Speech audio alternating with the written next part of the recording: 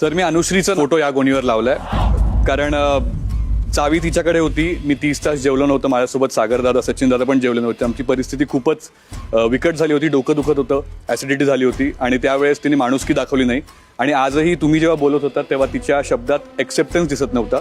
So ज्या माणसात माणुसकी नाही आणि एक्सेप्टन्स नाही त्याला या घरात जागा नाही असं मला वाटतं. फेकून द्या गोणी दरवाजाकडे.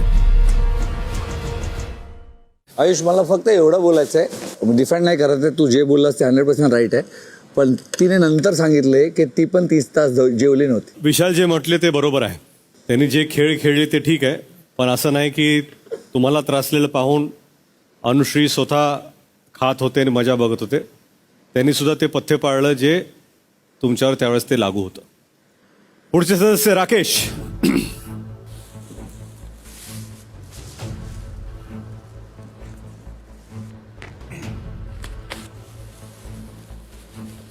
मी लावलंय रुचिताचं. आणि तुम्हाला असं का वाटतं की रुचिता ह्या घरातून बाहेर गेली पाहिजे? For obvious reasons.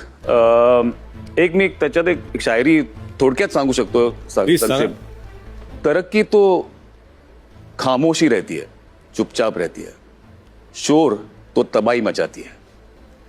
तो बेसिकली खूप जोरात बोलणं, मुद्दा नसताना मुद्दा उचलणं आणि डिसरिस्पेक्ट करणं कोणालाही.